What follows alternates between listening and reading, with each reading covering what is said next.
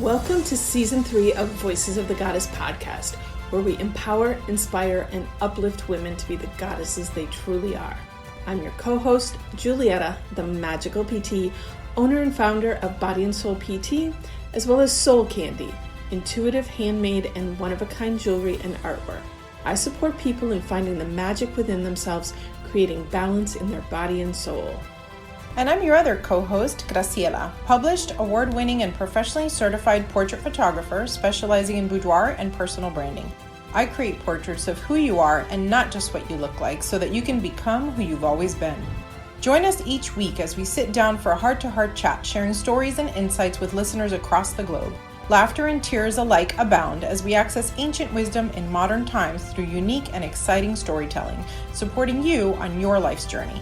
Welcome to the circle and enjoy the show. Hello, everybody, and welcome to the show. Hello, welcome. How you doing, Graciela? Good. I'm always tempted to say like good morning, good afternoon, and then I realize that I don't actually know what time it is. It's like a time warp in podcast world. So you know what? It is a time warp.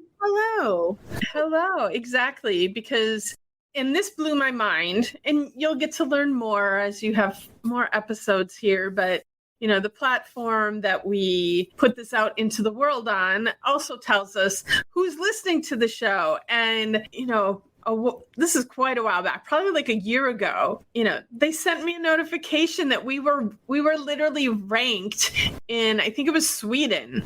I'm like, people are listening to us in Sweden? Like, how is that happening? I love it. You know what I need to do? I need to learn how to say hello in like 50 languages. I know I can do hello, hola, bonjour. What else can we do? Buongiorno. I love that. I don't know. We'll have to put in bon dia. What is it? Bom dia. Bon dia. Oh, is that Portuguese? Brasileiro. I love your Spanish. I love it. That's all and we've talked about this a bunch of times. And maybe this is our topic. Past lives are obviously coming up a lot right now. And one thing, so obviously English is my first language. And I lived a year in Venezuela, so I speak Spanish quite fluently for a gringa. Yes, you do. Like, it's funny, like watching people, when I start speaking, they're like, wait, what? How did that come out of you? It's a little jarring, Wisconsin. It is. and then they're but where are you from? I'm like, Wisconsin. No. Where are your parents from? Wisconsin. No. What's your heritage? German and Irish. And they're like, I don't get it. How do you speak Spanish like that? That doesn't answer the Spanish question. What? But then while I was in Venezuela, one of my good friends was a boy from Belgium. He was from the French-speaking portion of Belgium, because some parts speak French and some parts speak, it's like Dutch, but I forget what they call it there. But anyway, he was comments. But he's, you know, so he would like say that, like he would just say stuff in French for me to repeat it. And he's like, I just love how you say it. You like, you know, but I think it is my connection to all my past lives that allow me to access these languages so easily, because yes, I'm smart, but I'm not that smart to be able to do this. And if you ask me to, you know, like people who do imitations, like I can't imitate anybody well at all, but you ask me to do a language, and the only thing that makes any sense to me is I've lived a cajillion lives. And I think it's that I still, like, my veil is a little bit thinner than some people. So I still have access to those lives to bring it through in the language. Right? Like, how do you explain people that speak 5 and 7 languages and they speak them fluently and easily and it's not a big deal, right? And then like, me, I did 3 years of French in high school and like 2 years of French in college. And to this day, all I have is un sandwich de jambon et fromage, a ham and cheese sandwich. Right? I love it. I love how it sounds. I love, you know, the accents and everything. And maybe it also has to do with practice, right? But it's, you know, immersion is the only way. You know, I know. I need more lifetimes, Julietta. I need more lifetimes. Like, I need to be immersed in all of these things, but like all right now, all at the same time. You are. consciousness and awareness of that, if I may put that out. Oh, well, yeah, you gotta have clarity on what you're asking for. I know. Because time is an illusion, and this is all happening at once. I totally agree with you. I will say, though, we were talking earlier about like limiting beliefs and things like that. And I do want to say that for as much as I think I might not be good at languages, like I think I could be good at languages, right? So, I don't know. We were kind of just talking about that, belief system, right? Like whatever you believe is true. Like George Costanza said, Jerry, if you believe it, it's true. George Costanza said that? Yeah.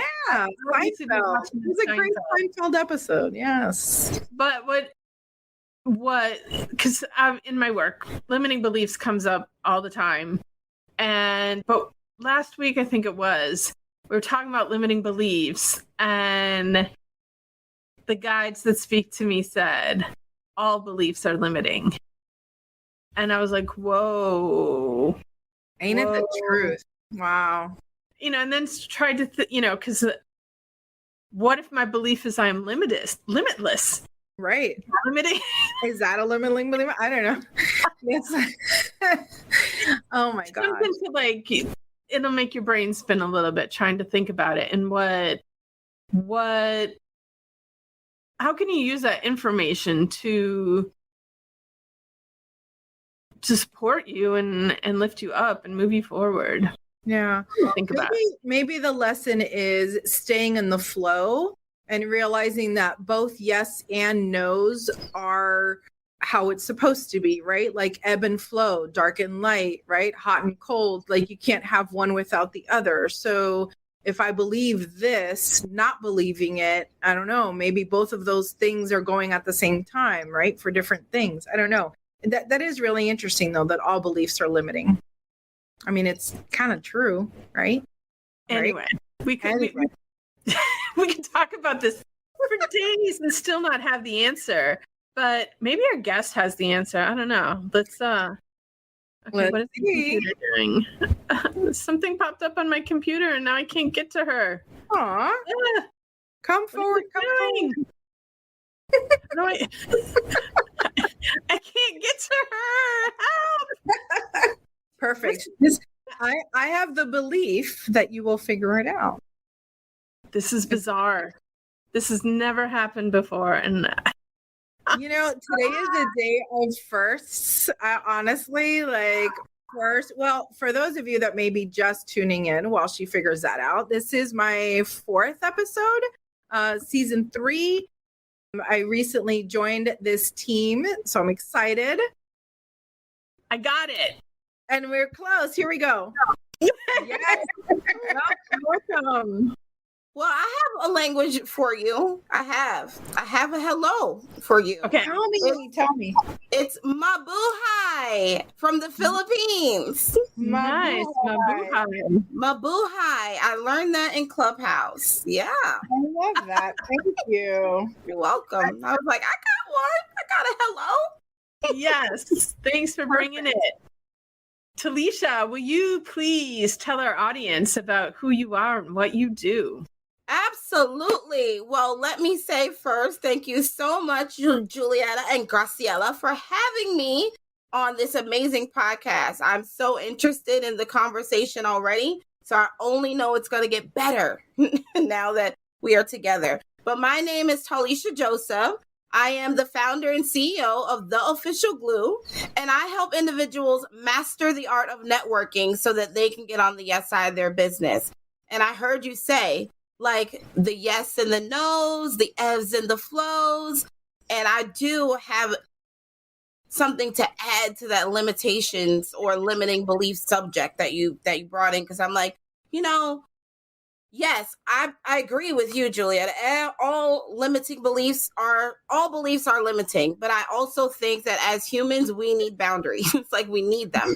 So some of the limiting beliefs are instilled to protect us and create bounds around how far we'll go, because the human mind is expansive and we will jump off the deep end if we do not have boundaries. So I think that there are some good in the limitations that we create. And maybe your limiting box is spirituality. Maybe your limiting box is your financial stability. Maybe your limiting box is your relational box, you know? But I think that there is some good to having some limits. I love that. I love your perspective. Thank you. Yeah, I mean, it's important. And even when we talk in networking, it's important to have some kind of boundaries around it and how we're going to get people to abide by our boundaries, because it's so important. You know, that old saying of people will only treat you the way that you, let me make sure I get it right. People will only treat you the way that you teach them to. And so it's important that we have our boundaries and we teach people how to respect those boundaries so that we feel comfortable in our relationship. Absolutely. All right. What I really want to know right now, though, is what is one piece of advice a woman gave you that has changed your life? I think the one piece of advice a woman gave me that changed my life came from my mentor. When I first started my business, the first thing I did was I got a mentor. I was like, I need somebody to help me kind of do this thing because I don't know what I'm doing. And I don't want to waste time. I don't want to waste time trying to figure it out.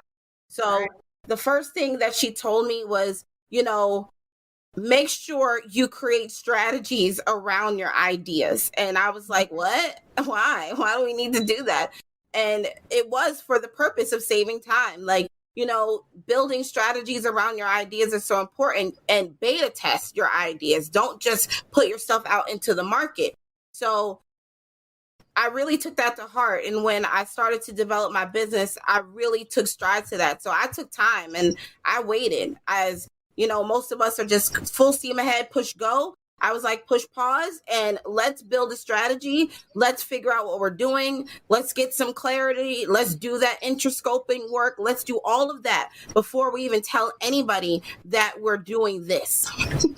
That's so amazing. What a great perspective. You know, I personally am one of those, like, you know, full speed ahead. Like, I'm a big dreamer, and then I'm like, I got to hurry up and do it before it goes away. So like, my brain is kind of like on one of those shopping sprees you see on TV where you just shove everything in the cart and you run as fast as you can. And I probably would do a lot better if I paused a little bit. So I appreciate that so much. I think what you said about having a coach, also super powerful. Everything is so much easier when someone else helps you see, right? That's really, really cool. So you've had so much varied experiences, and I know your business is phenomenal. Give me one really great success story that keeps you moving in this direction, that keeps you so passionate about what you do. Oh my gosh. I think passion is an everyday project, honestly. So I can't say that there's been one instance.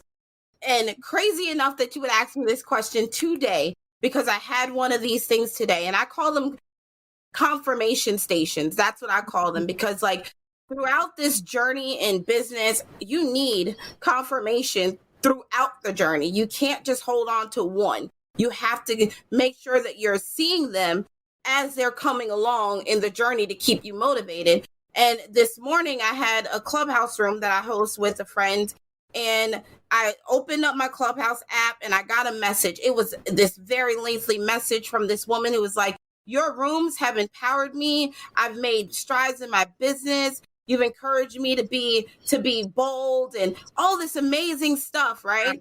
And those are the things that keep you going. So I always try to encourage people to share what you are doing, share other people's successes with what you are doing, because it's not only for them to build credit off of your share, but it's also for them to get validated off of your share and motivated to keep going. Entrepreneurship is hard. It is not for the faint of heart. You know, everybody can do it, but not everybody will succeed at it. And that is just the truth. And I think the number one thing that keeps us in a lack of success when it comes to entrepreneurship is the fact that we're waiting for these huge monumental moments instead of considering all of the moments. Like every moment is a success, and success is a pile up. It's not a one triumph. It's a pile of triumphs. it's a pile of triumphant moments. And so you asked me one, I can't give you one. I can give you my latest one, the one that is most current today. Yeah. And I love what you're saying too. Doing this podcast, Allison and I started it 2 years ago, and we had no idea what we were doing.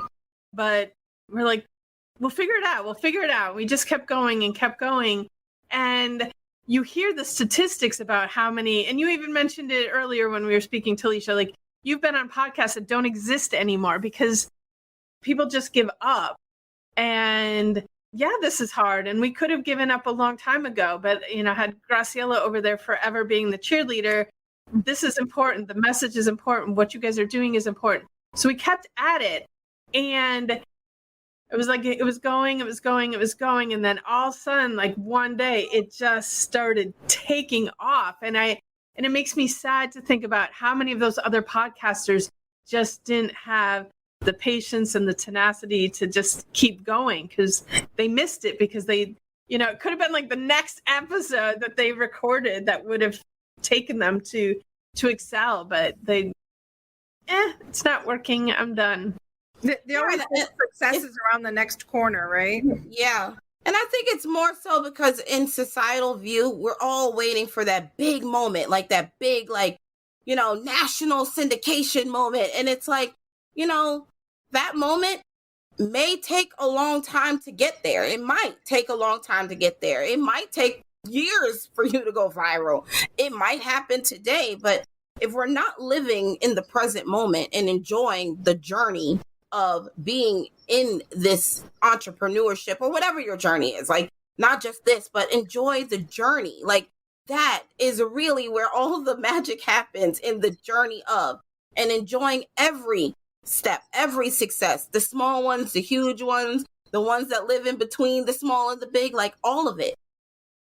I really, truly in my soul believe that if you chase what you're interested in and really go at it with this very curious mind, you will always stay enthusiastic about what you're doing. So everything will excite you, all of it. Like me being on this podcast is exciting. And I told you guys before, I did 4 already. But each time I do it, I'm like so excited that someone wants to hear me and someone wants to talk to me and allow me to share my story. Like it's all exciting. So there's not one pinnacle moment for me. I don't think I'll ever have this pinnacle moment, because once you reach the pinnacle, then you're striving for a new pinnacle. And it's a constant run, And I don't want to be running. I want to enjoy my journey. Absolutely. So you have like so much wisdom in you, but I'm curious to know, like a lot of us get there through reading. So what is one book that you wish every goddess would read, and why? Well, I'm going to share a little bit about me. A little bit about me is I'm not an avid reader. I don't read a lot. And people are like, really? You don't read a lot? And I'm like, yeah, I don't really enjoy books. It's not like my thing. I'm not the girl that's going to sit on the couch and cuddle up with a book. That's not me. But I love documentaries. I love watching documentaries. I like reading documentary books, like memoirs, stuff like that. And I think the one book that I've read for business, it's like a business book, but it really wasn't a business book, but it had like basis, was Kris Jenner's memoir.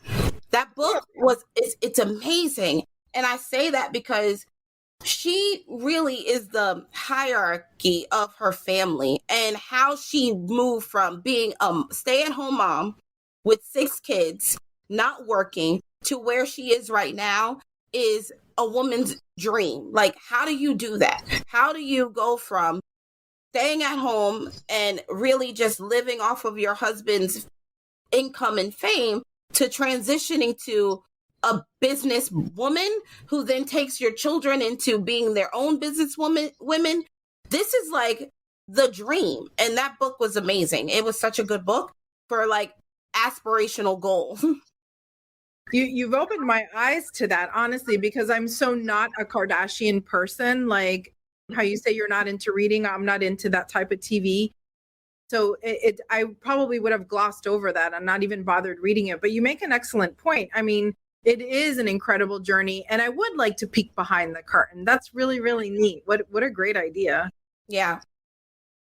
So in your experiences. And I know, and I'm going to ask you another ultimatum question, another favorite question, which seems to stress people out, huh, Julietta? Nobody can just one of anything. But what's one thing that you've done in your life that you were like, absolutely best thing I ever did, no regrets, so glad I had this experience? I think the best thing I've done in my life so far was I took a trip with my husband to Arizona. Well, we went to Vegas and for my birthday, and we wound up going on a trip to go to see the Grand Canyon. And I will never forget that trip, because being at the top of the canyon really tells you how small you are in the world. Like, it really levels you out and grounds you out. And, you know, if you're into like the spiritual life and the magic of just being, then it's something like, I mean, it was so fascinating to me, like how I could be on the top of this pole that was created by the earth and be so close to the clouds that I feel like I can almost touch them, and then look down and then everything looks like a microscopic little dot. It's like, how great is the world that we live in, that these miracles and wonders can just be, and we get to see them, you know? So that was something that's forever changed me. Like, that trip was amazing. I think it's, especially those of us that are city dwellers, it's so easy to forget the power of Mother Earth, this thing that we sit on, and, you know, what everybody is doing out there to this planet right now, that we have, mankind seems to think that this is our planet and we rule this. No, Mother Earth is the ruler of this planet, and if we don't get our together, she's just gonna flick us off. Because like you said, we're, you know, we think ants are small, but in the concept of the earth, we're no bigger than an ant, and she'll just shake us off and start all over. You know, I keep saying that we're actually at the bottom of the evolutionary scale. You know, everyone thinks because we speak out loud and have free will and, you know, all of this, that we're at the top. But I don't know, man. Like, you look at animals, no one needs to get them together and hold school and give them degrees and exchange, right? Like, animals figure it out on their own, right? The plants communicate, they warn each other. They have like such a beautiful system of communicating. And the truth is that the most fragile species here is us, you know, everything else, like, we're so klutzy, right? We have to use our words and we have to watch our words. And one word means this and the other word means that. But plants, animals, they don't do that, right? Like you said, Mother Earth just exists. And if we left today, it would be fine. You know, it would still be going great. It's really very interesting. I love that you had that feeling of awe at the Grand Canyon. You know, when you said just a dot, it reminded me of Carl Sagan's, you know, the pale blue dot, right? Because you can even expand that into the universe, the known universe. And the fact that there are an innumerable number of universes, right? Like, it really, it puts everything in perspective. Yeah, and open up this curiosity for me. What else is there out there to see, you know? And even though as a kid, I mean, we traveled, like my family was able to go places. And so I've seen a lot of things, but you know, as a kid, you don't really understand what you're seeing. You kind of just like, yeah, we're here. Oh my God, when are we going to leave? You know? And so when I was able to do it on my own and then like absorb it, it was different. It was different. And I was like, you know what? I think that was the pinnacle of me saying, I need to have more freedom.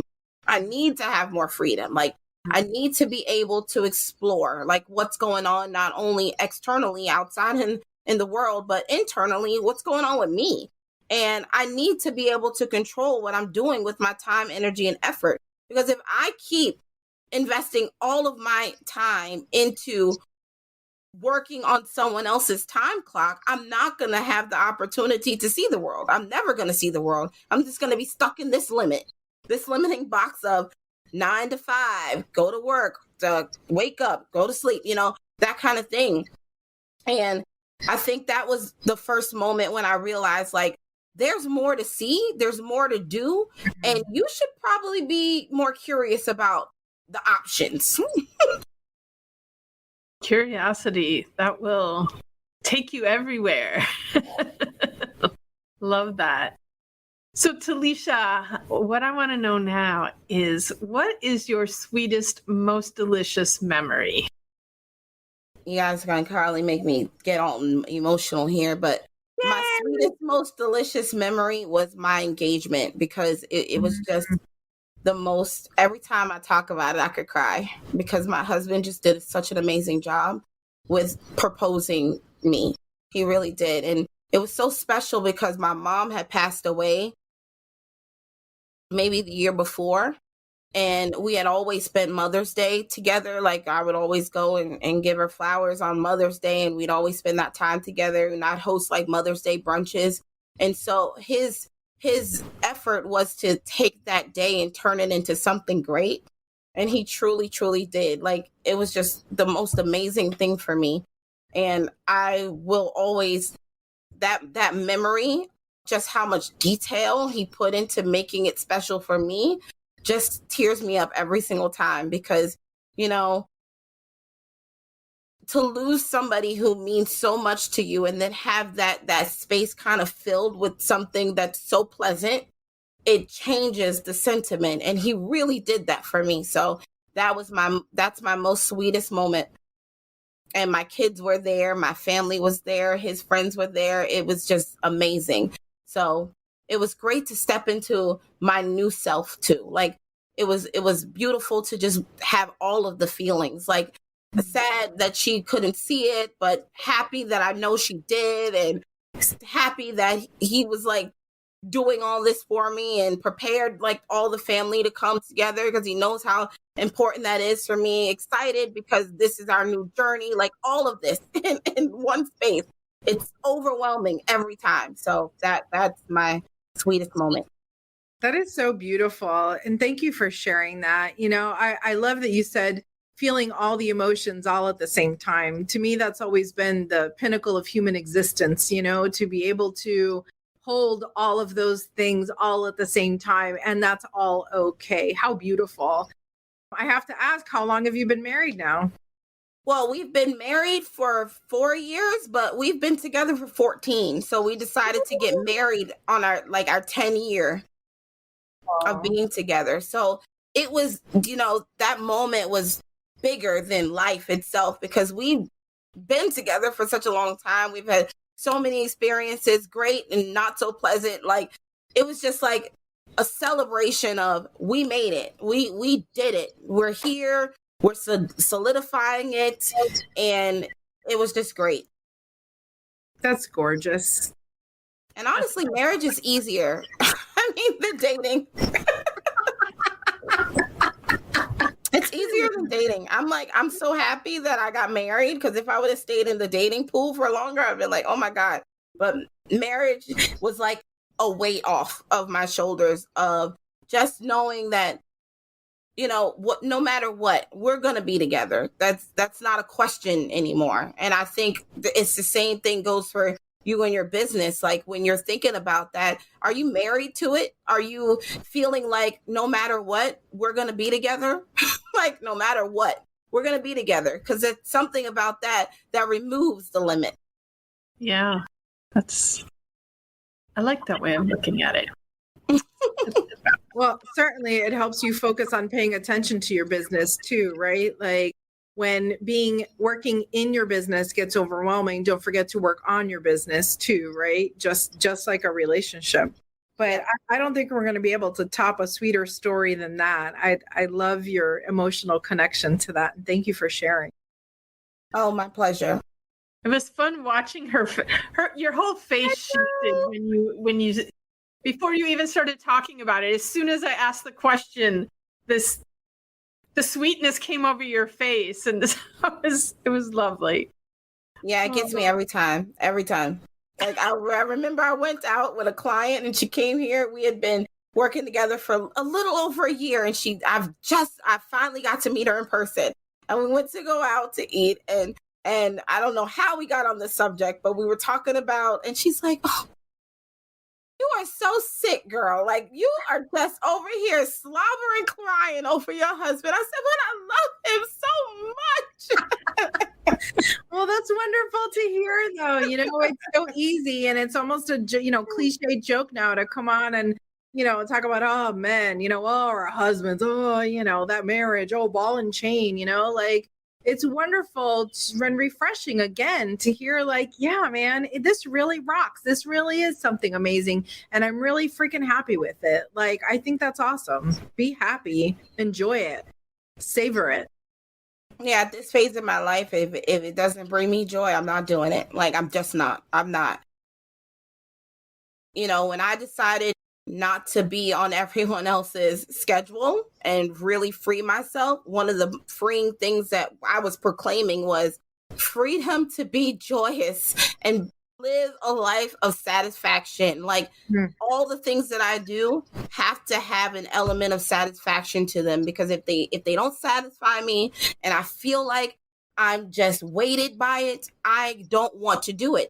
And I think this is a great space to like remind people that, especially if you decided to jump into entrepreneurship, like this is your journey and you should enjoy all of it, like all the pieces. And there's this thing of like, oh, there's some pieces of your business that you won't enjoy.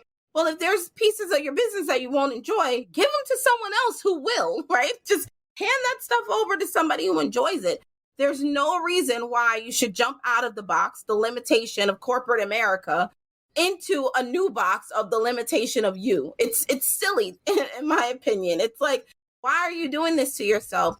So many people like get caught up and they start their own business and then they start with a 9-to-5 schedule, and I don't work on the weekends and I only do this and I only do that. And it's like, why are you doing that to yourself? Isn't this what you were trying to escape?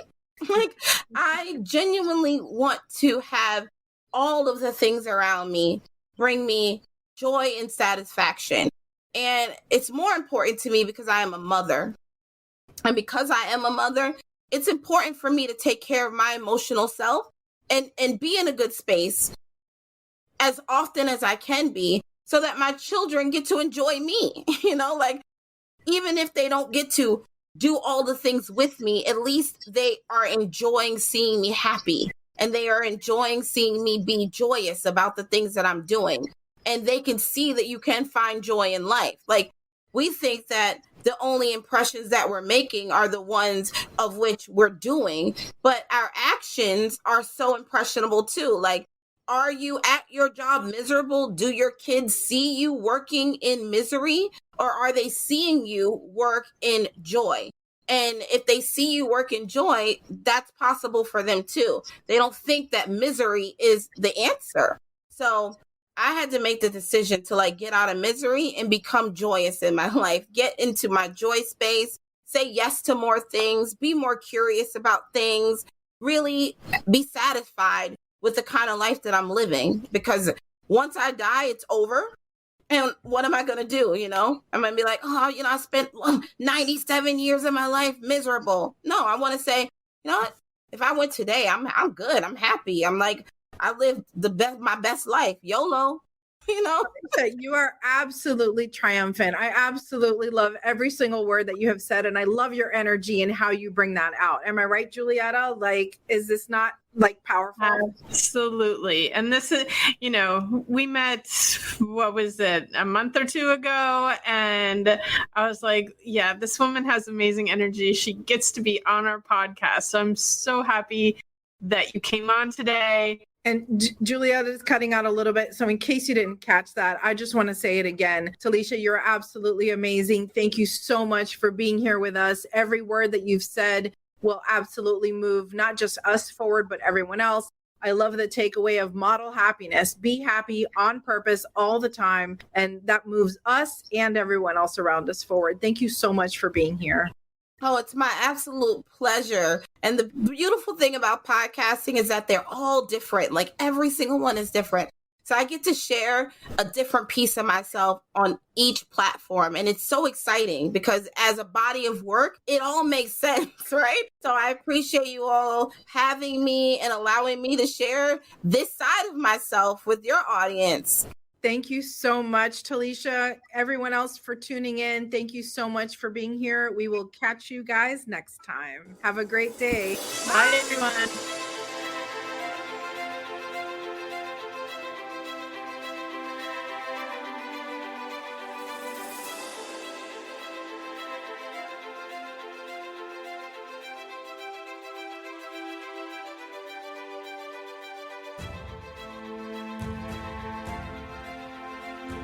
Thank you, dear ones, for joining us today.